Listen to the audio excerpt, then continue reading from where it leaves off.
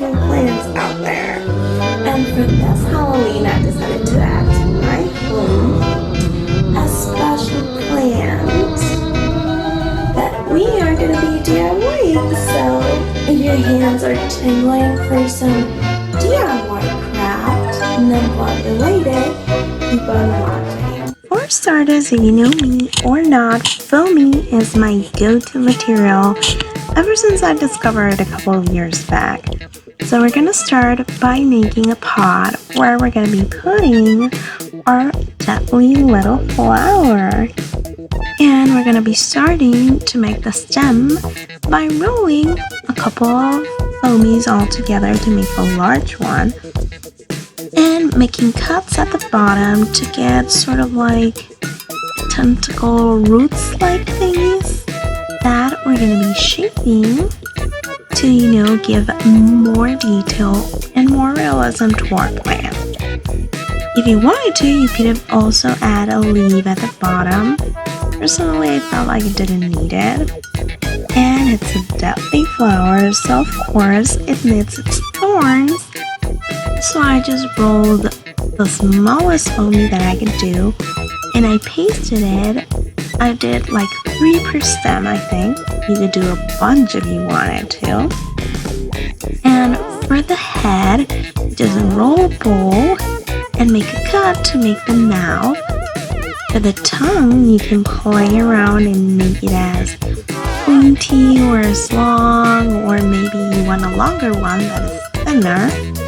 And the same technique that we used to roll over the thorns, we're going to be using it to make the teeth of our deadly little friend.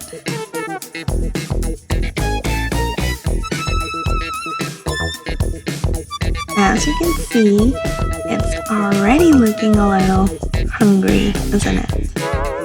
And wouldn't it be a flower without petals? So we're just gonna roll over. I did 5 petals. You could have done a bunch of them if you wanted to, more flower filled.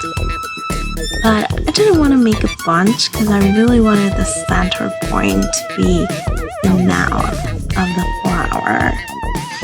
Kind of like a flesh-eating flower, something like that. Something the Adams would have, or something that Poison Ivy would have as well.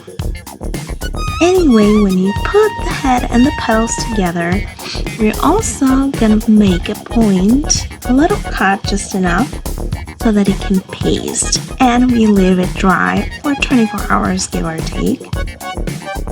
The thing about foamy is it sticks together, it dries actually really fast, and once it's dried, you can just color it. Fun fact, you could just buy the foamy in the color that you want, and then you wouldn't have to paint, but I usually just get a big bucket, so I just could use it and then I'll just paint it the color that I need.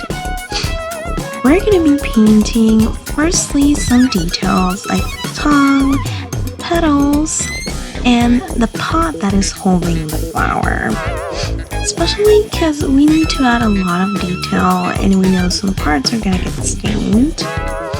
With a flower color, you can actually play along and make it in another color. For a moment, I thought of doing it like black or purple, but I think that's the appeal of the flower, for it to look almost normal, and then you see it and it's like, nope. When you're painting the head, you're gonna have to be careful so you don't stain the petals, and if you do, have paint nearby so that you can correct it. And the teeth, you could paint them yellow, orange, or you could go with typical teeth and paint them white if you wanted to. Also, there's some people that I've seen do plants and leave the thorns in another color. Not for me, but if you wanted to. And a little fun fact, if you need to add some really tiny details and you don't really have a brush that is that thing, using an old pen, well, the tip of the pen, works wonders to add small details, like a little blood on our little friend's teeth. What do you say? Would you like one like that in your garden? If you enjoyed the video, don't forget to give it a big thumbs up and subscribe. Stick around for the rest of my Halloween content, and I'll look forward to tasting you on my next video.